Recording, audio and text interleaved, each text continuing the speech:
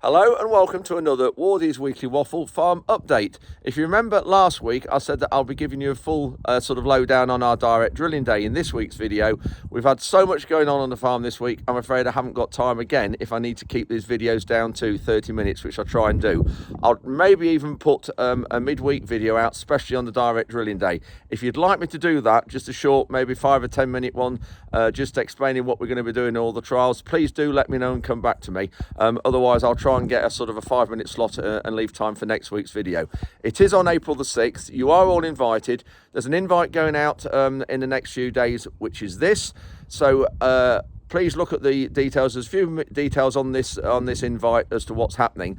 You remember I did also say that we were going to have a registration page. We're not doing that now. We're going to have an email instead. Becky at Agri, you'll see her email address on this invite. I've also put her address in the video description at the start of this video on my homepage on YouTube. So please look at that and email Becky if you'd like to come. We are restricting it down to about 220. We know there's going to be a lot of interest. I had 170 at our cultivation day here 3 years ago, just before lockdown. So we know there's going to be a lot of interest. So please put it in your diary and let me know how you want me to give you a description and a full run through of what we're going to be doing. Anyway, on to this week's video. We look at finishing our sugar beet, which we did this week. We finished that off at the very start last weekend. Long campaign started in September, so that's good to get that finished with. We also start loading out the rape we have in store for ADM, so we take a look at that.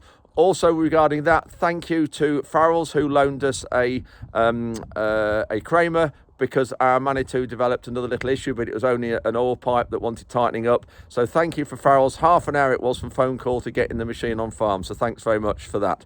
We also spread some sewage sludge just across here in next year's field that's coming sugar beet. We're about to get it planted this next 2 or 3 weeks. We also incorporate it with the machine on the back, but that's going to be in next week's video.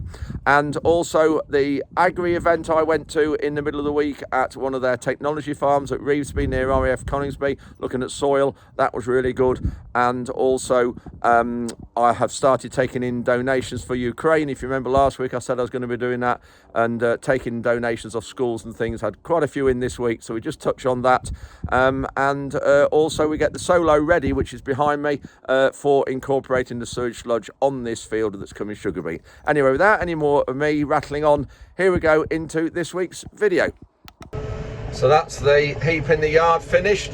Now got the cleaner loader behind the Manitou forklift, taking it to the other pad. I'm just going steady because I'm going past my house back door so I don't drop any soil off the machine. You can see it behind me. So we're just taking it down the road now and set up at the other concrete where there is about 30 lorry loads there.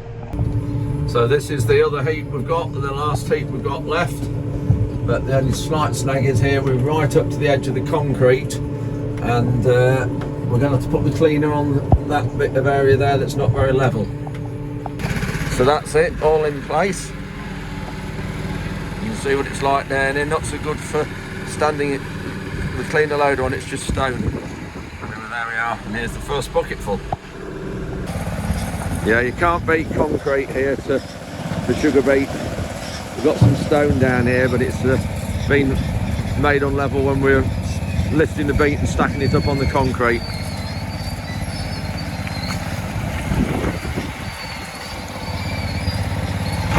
The edge of the concrete there, you can see it's dropped.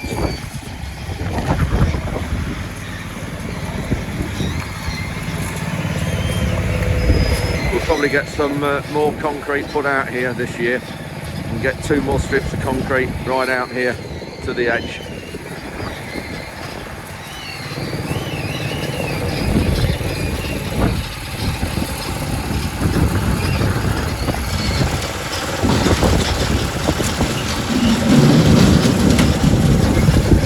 See all the soil and all the debris dropping out.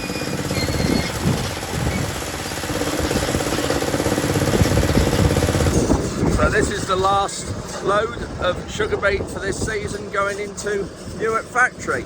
Altogether, before today we've had 155 loads. which today I think we've had 4 or 5 loads. This is the 5th load today, so that's 160 times 29 tonnes of sugar beet. So our sugar beet this year will have produced roughly 560,000 1 kilogram bags of sugar. Now just remember, this silver spoon is made from English sugar beet, not imported sugar cane. Just remember, cane sugar is grown with around 30 plant protection products that we are banned from using in the UK, so that don't go into making this sugar. One of those is paraquat. It was banned here in 2003. Altogether in the country, there's around about 7.4 million tonnes of sugar beet has been processed and grown this year, and that, when it's processed and turned into sugar, is about 1.1 million tonnes. So from English sugar beet, 1.1 million of these bags of sugar from English sugar beet, and this is why it's a lot better, healthier crop than cane sugar. So this is us finished now for this season, which is great to get this other crop out the way. First load we started was the end of September. We're now on March the 7th, I think it is, so it's been going a long while, which is later than usual. So Frankie's favourite pastime, eating sugar beet. Make the most of it, Frankie. This will be your last sugar beet until next September. We've borrowed these bales from a pal of mine who's got some cattle. We only fetched them about a month ago, 3 weeks ago, so we're taking them back now. There's these bales are linseed straw, and these are our own.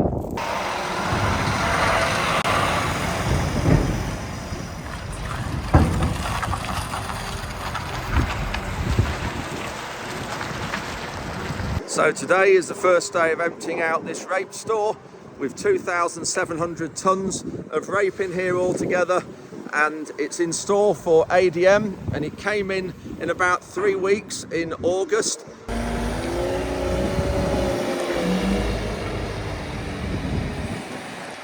It's always a bit of a job for a start, emptying out over the panels, but we'll get a few bucketfuls out here, and then we'll take the concrete panels out and we'll lift them out. Obviously your bucket's not full when you get this for a start. And as I'm only knee high to a grasshopper, I can't see over there, so we'll have a quick just a look over there, if you can see. So altogether, this shed has about 1,400 tonnes in, then the other shed at the back has probably 1,300. That's where the fans are up there, so we'll have a bit of a look at that another time. So that is not ST or SB, it stands for 5 as in shed 5 and B for bottom. So that should be 5 and T for the top, so we know where the panels go next year. So I'm inside the sheds now. You can see we've got perforated panels on the outside, so these are great for the airflow. There's one stall, the other side of those concrete panels, and that's about 1,300 tonnes. And this part here, we have around 1,400 tonnes.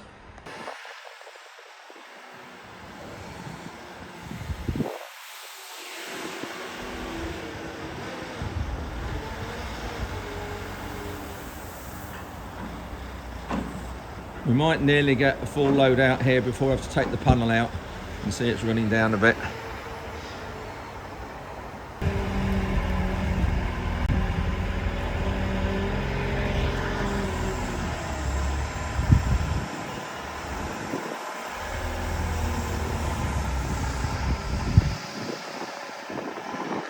We need to lift these panels out, so we've just put these brackets, bolt those brackets on, and then we lift them out like that, and that's the problem. It's okay though, it's dry, so just move that socket out of the way. So you need to do this on a dry day so that we can clean it all up. But we've then got to twist it. It's much better doing it in crab steer. Oops, that's it. Just steer well clear. Obviously it's heavy, that is.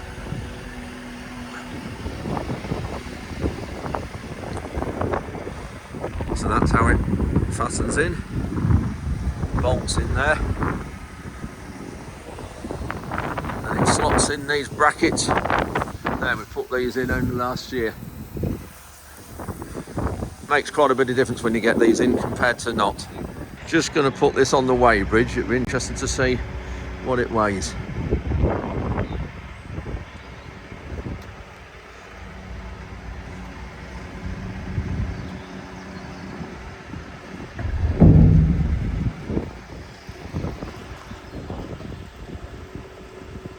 There we go. 2.1 tonnes. It's a bit easier going over one panel instead of two.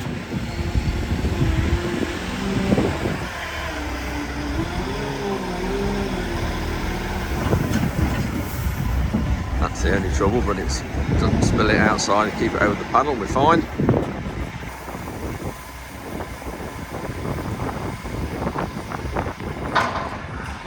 Just getting ready now to lift this panel out. We've got 2 lorries waiting in the yard here to load, which will be just fine. We'll be able to get all this cleaned out because there'll be a lot spill out when that panel comes out. And then that's it for today, so get the door shut.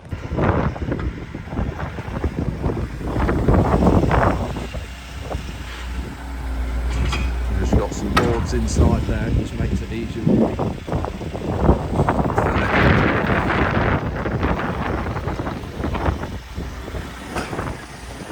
Just push it forward. Oh.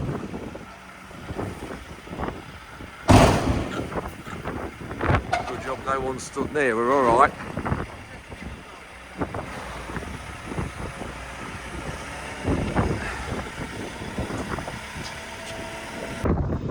That's got the doorway opened up, 7 loads are out of here. Got blown up with a lower as well. So about 5.5 metres high. The rest of this hopefully is starting to go next week.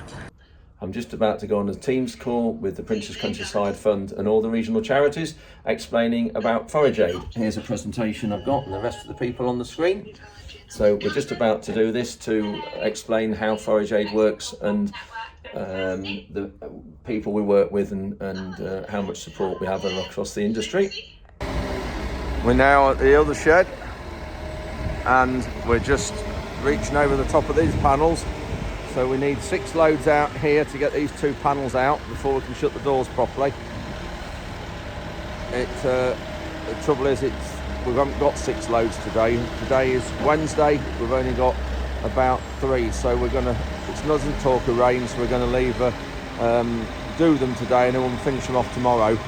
Even though they'll be rape out over the floor tonight, it doesn't matter because it doesn't talk of rain. That tank there, by the way, is a water tank. It's not rainwater, it's not fertiliser. I'm at the top of the heap where we have got the pedestal fans in to cool it. Got one here that's bent over, which it means it's snapped. But the trouble with some of these pipes, we have had the Lishman ones, the metal ones, but then if you just touch those with the blade when you're pushing up and put a little kink in them, they don't join up then. So I'm puffing because I've just climbed up this rape heap from down there. I've put the 2 fans off that pedestal and that one in the bucket. I can just make out them there. So I've just got to unplug the electrics now. This is over the panel into the shed. You've just seen us emptying, and here's all the sockets and the control panel down there. So I've just got to unplug these. So that's got the 2 motors down. We keep them in the chemical store when I've untangled the wires. We keep them in the chemical store on top of where we actually keep the chemicals are there. They're safe, out the way and protected from anything. That, you can just hear that tank running. The sprayer's out at the minute, just putting a bit of glyphosate on a field at the heath where we had the sheep and the cover crops that you saw a few weeks ago before the wind gets up. That's the mains water tank, 10,000 litres. We have got some rainwater tanks, that one you've just seen. I will go through those maybe next week and just explain a bit about our sheds and our collecting the rainwater. Anyway, this is where we keep, this is the spray shed or the chemical store. This is where it is in relation to the weighbridge there, and this shed that we're just emptying now, and Tom's just filling the lorry. This is the pile of soil that's come out from the sugar beet heap. You can see there's a lot there, and that's the cleaner loader has saved that going in the factory. Remember, we get penalised if that goes in the factory, and of course we're losing valuable topsoil that you don't want to lose. So we're loading it in the trailer and then just travelling down the track into the field to get rid of it.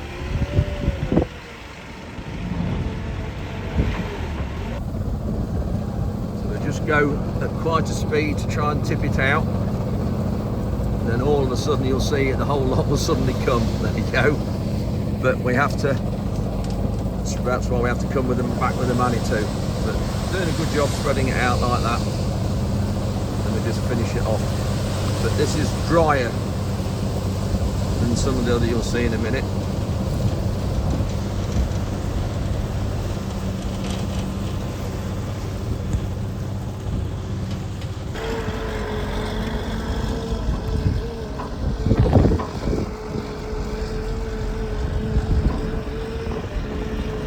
So that's just spreading it out nice and thin, and then it will all mix in.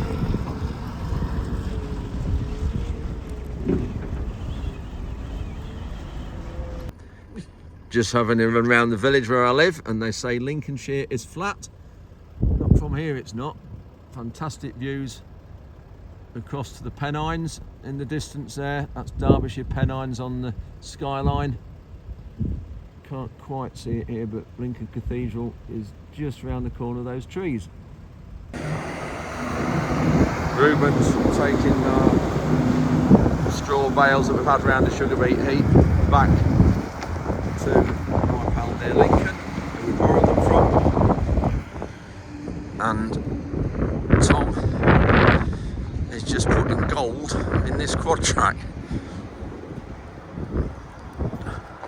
We're just going out dragging the ruts in that field. We got the drag mended last night. You saw us in the workshop with that.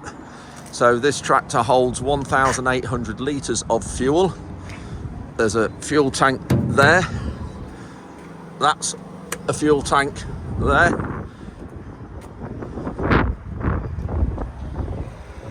And then there's another fuel tank on this mudguard in there.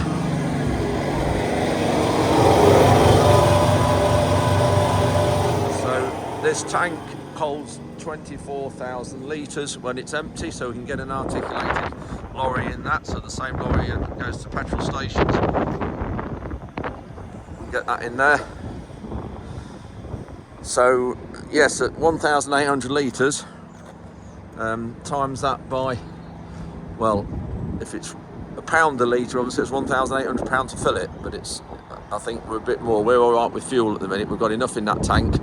I have ordered 10,000 litres, but we've enough to do our spring drilling, spring planting in that tank. But I have got some more just coming, just to last us till harvest time. So we're starting to spread sewage sludge again today. This is the last field we have to spread on our light land, and we use roughly 10,000 tonnes of this a year. It comes from Severn Trent Treatment Works in Nottingham, or near Nottingham, and altogether this will put on around about 180 kilos a hectare of phosphate, 50 kilograms a hectare of sulphur. There will be 25 kilos of nitrogen available in year 1 a hectare, that is, and then probably 15 kilograms a hectare in year 2, and then about probably 10 kilograms a hectare in year 3. So of course, with the fertilizer issue at the minute, that's massively valuable. So we'll have a look at them loading and spreading, but huge valuable product to us. So that's the excavator filling it, but huge valuable product to us, and improves organic matter, which obviously you can't buy that out of a bag. And this also helps the environment, because it used to be tipped out of barges out on the sea. So we're doing lots of benefit here for our soils, for the environment as well, and water companies. Ruben's just taking this Kramer back to Farrell's at Newark.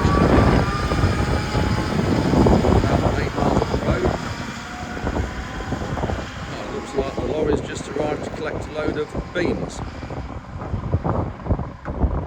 So it's the contractor we have spread it, or Severn Trent, that's the water company we get it from, Severn Trent do. And this contractor is Wrights from Twycross.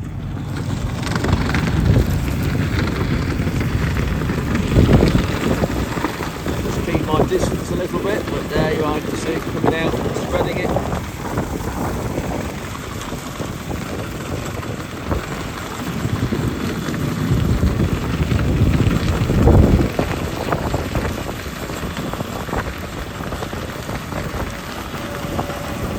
This field is coming sugar beet.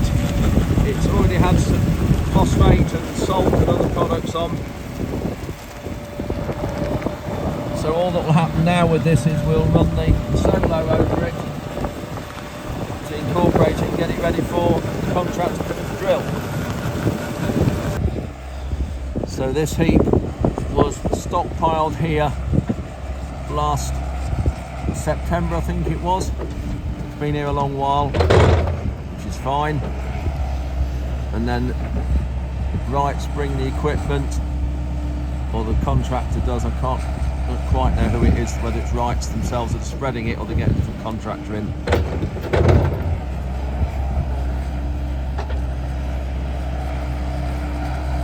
And this goes on at an application rate of around about 17 tonnes per hectare.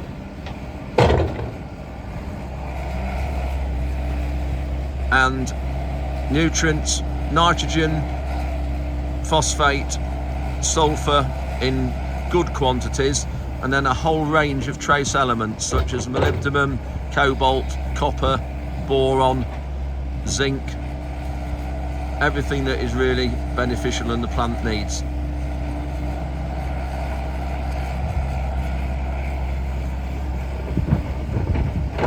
I've got two guys from Lincolnshire Live here coming to do a feature on me and the farm and our average or daily what happens in the week, which there isn't an average day at all as such.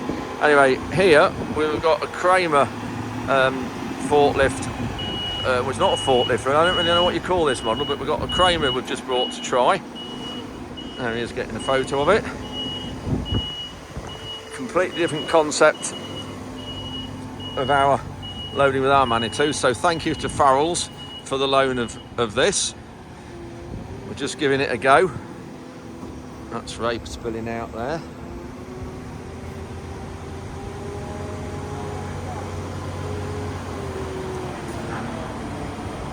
Not sure on these toe tip buckets, take some getting used to. Good sized bucket though.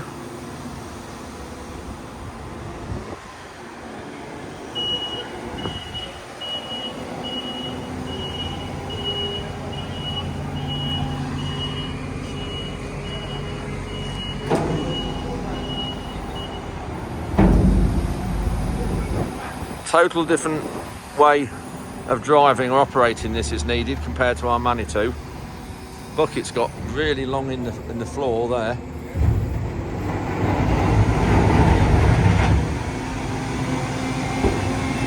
And I'm going to hand over to Steve, who's just going to tell you a bit about the technology farm here and what we actually do. Thank you. So, yeah, over these 10 years, Peter will describe his story, really from plough to today, and the route that's taken us to this point. It's important to note 10 years because it's taken that long to actually get this system working.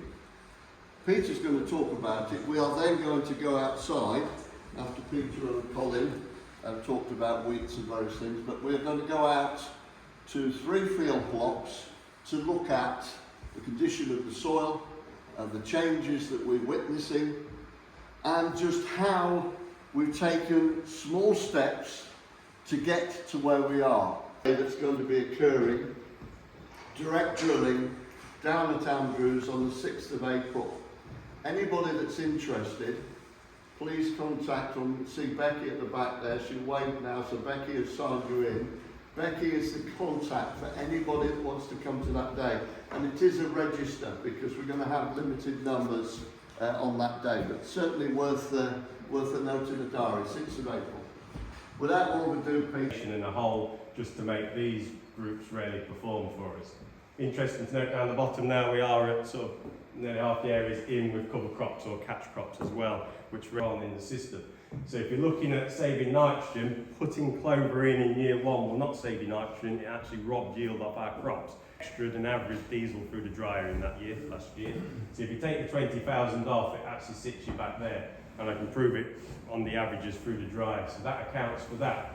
So just looking at the diesel spend, we've gone from £133 a hectare down to actually, if you take the 20,000 litre off, which was extra through the dryer, we are now sat at 67 litres a hectare on diesel. Now that, okay, was impressive when I did that before Christmas, but now you bring it in, that is a saving to us of £67,000 on our acreage, where we are sat. If we were continuing to do what we were doing here, working soils and doing to where we are now, that is just a saving in our back pocket, and the wheat yield has not dropped off. The wheat yield is sustained. Okay, we've got the peaks and troughs due to the seasons, what we go into, and I've got a feeling this year, if everything comes right with the varieties and the work we've done, picking out the sustainable varieties we've worked, this will lift up this year. Next, when we've cut the mass off these areas, when we were looking at this in end of February, to start looking at how much nitrogen needed to go onto these crops. So we've got so much more biomass growing. What we looked at is farm standard 190 kilos of nitrogen, 45 kilos is what came back from all the soil testing and the GII indices, was all what was needed onto that crop at that time. And then we also looked at putting 0 nitrogen on. The grey bar is the yield, and whichever one you look at, there's about 0.8 tonne an uplift, whether you put farm standard or you drop your nitrogen. Crops ready to face, like I say, the sustainable farming incentive. We are not yet at full efficiencies. Like I said, a lot more to be done with the diesel. There's a lot more we can still do with varieties, but we are on the way. Diesel usage is down, and like I said, we believe we're just about there, ready to see the results. And that is me just about wrapped up in half an hour, Steve. 1.6. Our fungicide response was 1.4 tonnes a hectare, which is actually below the average of the last 10 years. Because I think basically because of course we had lack of sunshine, it sort of yield capped it anyway, and the disease coming in later. I cost all these things. Our programme was at £105 a hectare average. Would expect from the grass. So if we get this out, Steve's got a lump out there. You can see pretty much there, we're at a clay layer. I haven't seen much in terms of mycorrhizae and other things in here, but certainly a lot of roots. Typically, these sort of soils, people say it's a heavy, sticky clay, heavy clay.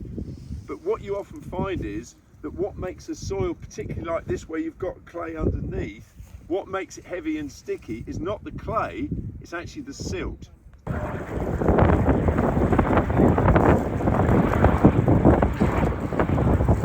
Any compaction, if you get a reduced pH, you will actually get a restricted root development, and you'll often see patches of things like willowweed, red shank, that you start to get these indicators. Field pansy, if you start to see a lot of these as patches, it's often an indicator that pH is dropping down. How many years before that, Pete? This is again about, we're only about on the third year direct drilling around here. What was the crop before the wheat, Peter? Before the wheat it was a bean. So it had been a spring bean. But the spring bean wasn't drilled until into April because the soil wasn't right for it, so we left it till April and we got a cracking crop of it. So we've got some donations coming for Ukraine. They're starting to come in now. This collection here is from Newark, and I think we're going to get more from this area. So it's great that we can help in this very small way. So what have we got in here? So in here now we've got food, medical supplies, torches, power banks, toiletries, baby gear, so nappies, the baby creams, all sort of the priority things. And it's come from Newark? It's come from Newark-on-Trent, the Bridge Community Centre. Brilliant. There. So yeah, we brought it here obviously because you guys are fantastic. sorting out the transport and everything. So that's what we've got in it. So there's some of the stuff, and we've also obviously, it does help if people that are doing the donation customs Yes. and the EU Yeah, regs and all that. So sort you've of done all that, jazz. so you've got it translated. Yeah, it's all translated. It's all good to go. Brilliant. Right. We've got a lot more. Right, great. Thank you. Still going. Thank you. This is so well organised. We've got a consignment sheet here with details of everything, and all the boxes are numbered, are they? Yeah. Fantastic. These are the box numbers. Yeah, brilliant. Look at that. And again, this is for customs. Fantastic. Thank you very much. Brilliant. So we've just come in the field here with the quad track and the drag. You remember seeing this rutting here of this headland from the Beet trailers 3 weeks ago, and we're just going to drag this up. The rest of the field here we're going to direct drill with oats. It's all been sprayed off, but this bit here we're just going to drag this up and let the water through and just get some air into it. It's light soils, so it should be okay. This drag's about 4 metres wide. Frankie here. You can see it's doing a good job here. What's he got here? 1, 2, 3. It's got about 15 tines in it, something like that. But yeah, it's doing a good job getting the air in, opened up. It is rough. Yeah, very, very big lumps, but it'll be fine. It's really easy working soil here, so it will. We'll do it a couple of times with this, then maybe just put the solo across this little patch when we solo the rest of the other field in the distance across there that's coming sugar beet.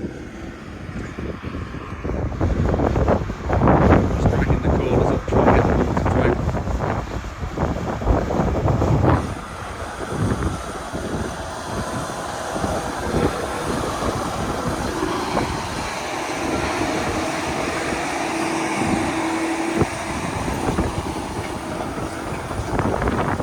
We only use this for this job, but it's a really good drag just for pulling these ruts up.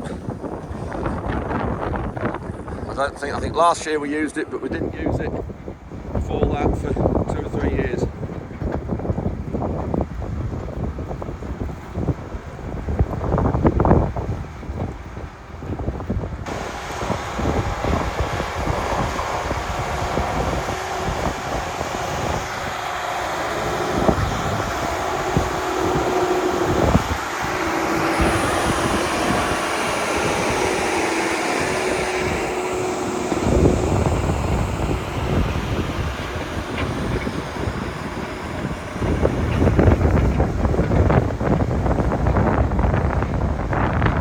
Tom's just backing in the corners here because this was the wettest part.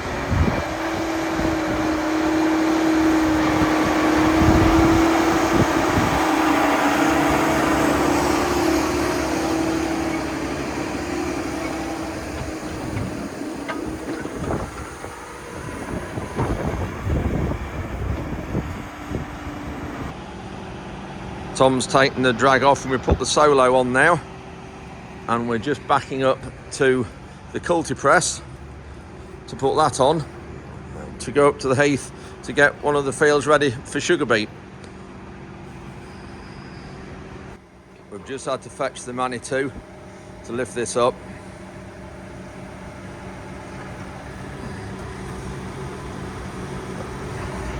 And then we can put it on. There we go.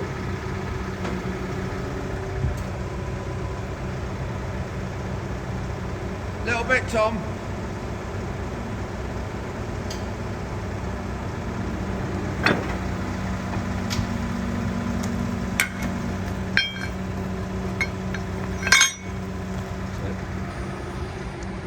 We'll take the legs up. So that's it for this week. Thanks very much for watching. Do appreciate it. Please click like and subscribe and the bell sound if you want to be notified on any of my videos. Please send any questions in. I'll do my best to answer them. And I say next week, I'll try my best to leave time for a full overview and rundown of the direct drilling day, what we're going to be doing on April the 6th. Please put it in your diary and please do send Becky at Agri an email if you'd like to come. Anyway, until next week, cheerio.